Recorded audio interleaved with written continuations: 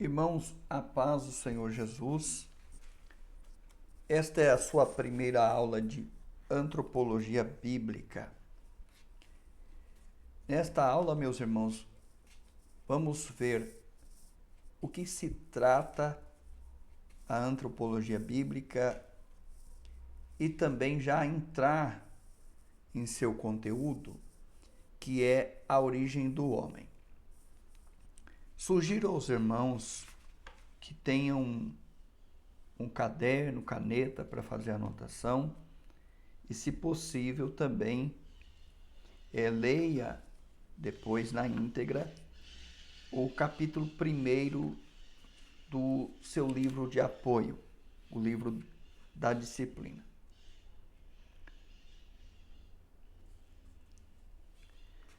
Como a gente bem pode notar, a antropologia bíblica está ligada à antropologia. A antropologia é um ramo da ciência, um campo científico que estuda o homem.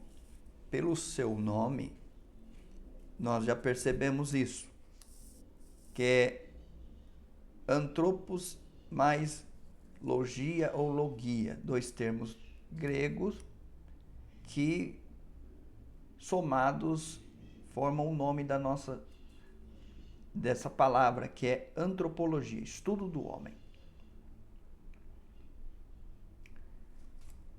A antropologia estuda o homem ou o ser humano de uma forma profunda para descobrir sua formação e desenvolvimento. Formação aqui significa origem. Então, esta é a preocupação, é o objetivo da antropologia, entender como o homem surgiu e como ele chegou a esse estágio que ele tem hoje, que é o seu desenvolvimento.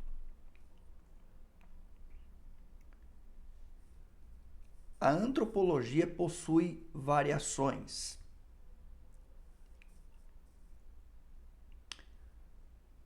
Nós podemos encontrar antropologia biológica, cultural, linguística, filosófica e bíblica.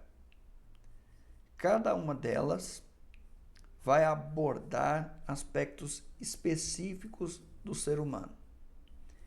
Esta última trata-se do nosso enfoque, da nossa disciplina, antropologia bíblica.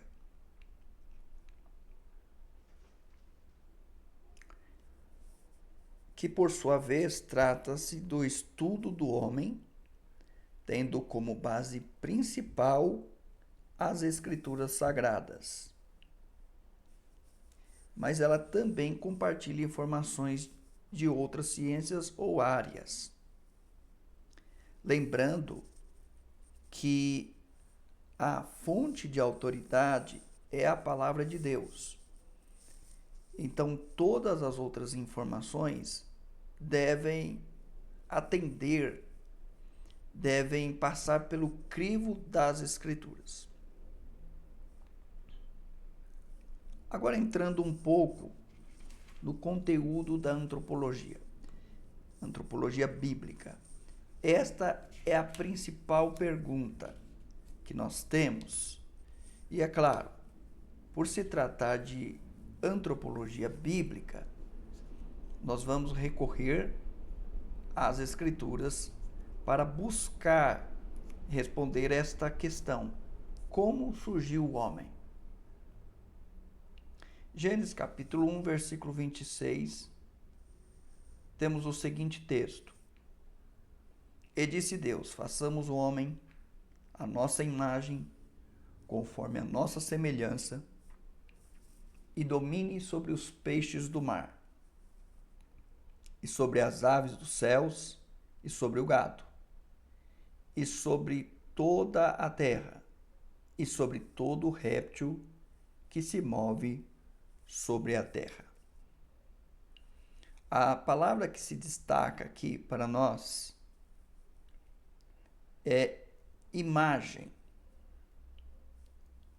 a imagem de Deus no homem. O que vem a ser isto? Imagem e semelhança, que aparece ali no texto bíblico, é uma tradução destas duas palavras do hebraico, tselem e demut. Ambas as palavras significam algo similar e não idêntico, algo que representa outra coisa. Então, é bem importante nós olharmos isto, porque imagem nas Escrituras, principalmente nesse texto, não se refere a algo idêntico. Significa que o homem, por ter a imagem de Deus, não é idêntico a Deus, mas sim que ele representa Deus. Ele é um representante de Deus entre a sua criação. Vamos entender um pouco melhor como se dá isso. O nosso Deus é infinito, é claro. Mas dentro da teologia há uma classificação dos atributos de Deus. Há os atributos comunicáveis e os incomunicáveis. Então, a imagem de Deus no homem é a presença desses atributos no homem. Tem os atributos comunicáveis, tem também os atributos incomunicáveis. Vamos ver melhor o que significa cada um deles. Acerca do ser de Deus, nós entramos dentro deste assunto para falar dos aspectos do ser de Deus e dos seus atributos. Lembrando, Deus não pode ser definido totalmente, apenas parcialmente. Por quê? Ele é um ser infinito.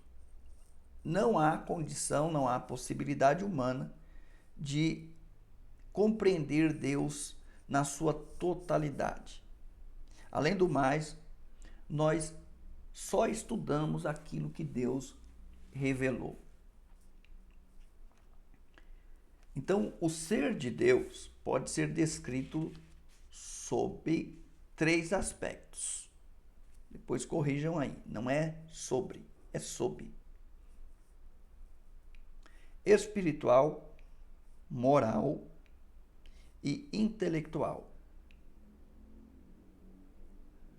Para cada aspecto citado, há um conjunto de atributos. E lembrando, atributos são características próprias que pertencem a um ser. Atributos incomunicáveis. Incomunicáveis quer dizer que não comunica.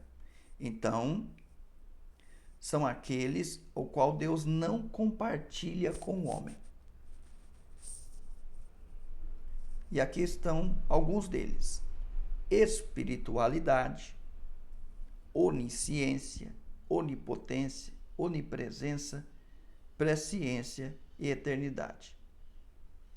Esses atributos pertencem unicamente a Deus. Por isso são chamados de incomunicáveis. Agora, alguns atributos comunicáveis. Aqueles que Deus compartilha com o homem em certa medida. Santidade, justiça, bondade, amor, retidão e misericórdia. Agora, o que isto tudo tem a ver com a imagem de Deus no homem? Como nós já observamos, a imagem de Deus no homem não é o aspecto físico, e sim os seus atributos comunicáveis. Aquela lista de atributos estão presentes no homem. E também os atributos incomunicáveis, eles aparecem na constituição humana de alguma forma. Quem traz para nós o resumo desse estudo é o teólogo Wayne Grudem. Então, no seu livro, no livro da disciplina, você pode observar melhor esse assunto com mais detalhe.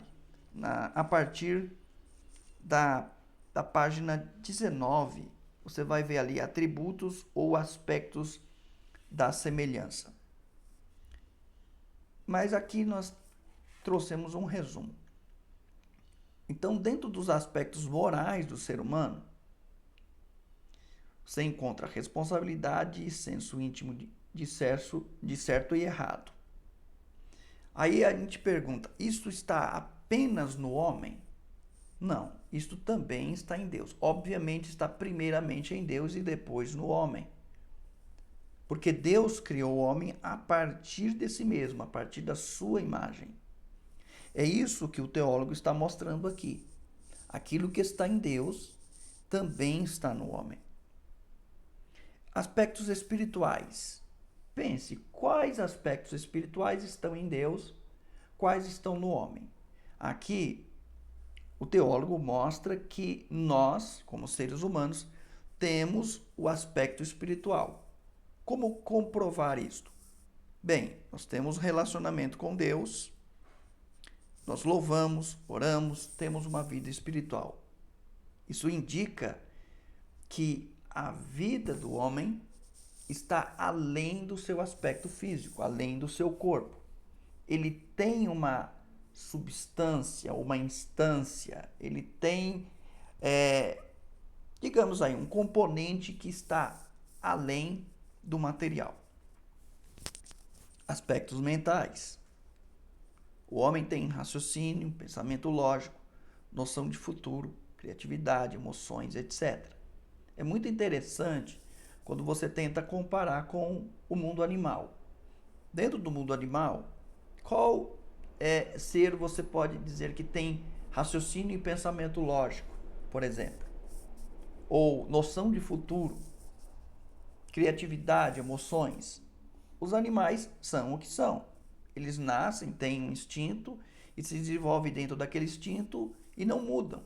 Você não vê um animal evoluindo de uma profissão para outra, ou deixando de ser um animal para se tornar um outro animal. Animal que se rasteja, de repente começa a andar sobre dois pés, como um bípede. Ou animais que fazem tocas, de repente eles começam a morar em cima de árvores, ou se tornam animais aquáticos, enfim. Não há essa inteligência, não há essa flexibilidade no mundo animal, mas no homem isto é notório. Por quê? Porque o homem tem aspectos mentais e isso também está presente em Deus. Aspectos relacionais. O homem vive em comunidade. Exemplo aqui, casamento, família, igreja. Novamente, pense nos animais e você vai ver aqui a diferença. Animais também têm comunidade. Alguém pode dizer, formigas vivem em comunidade, tem um reino das formigas, tá? Mas é diferente, tá? É muito diferente. E aqui os aspectos físicos. Isso é muito interessante. Alguém pode dizer, como que a gente compara os aspectos físicos do ser humano com Deus, visto que Deus não tem um corpo humano? Pois é, Deus não tem um corpo humano, porque Deus é espírito, mas há qualidades que estão presentes no homem, que estão também presentes em Deus. Lembrando que, primeiramente, elas estão presentes em Deus e depois passaram a existir no homem. Essas qualidades você vê aqui, enxergar, ouvir e falar. Deus, mesmo não tendo aspectos físicos, é um Deus que enxerga, é um Deus que ouve, é um Deus que fala. E quanto aqui aos sentidos, paladar, olfato, tato, são canais, são meios do ser humano usufruir, explorar, conhecer a criação de Deus.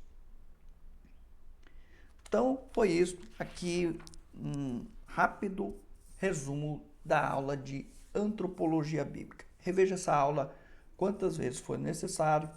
Leia o seu livro, faça anotações. Caso surja dúvida, nos procure no grupo do WhatsApp ou no particular. Deus abençoe a sua vida. Em nome de Jesus.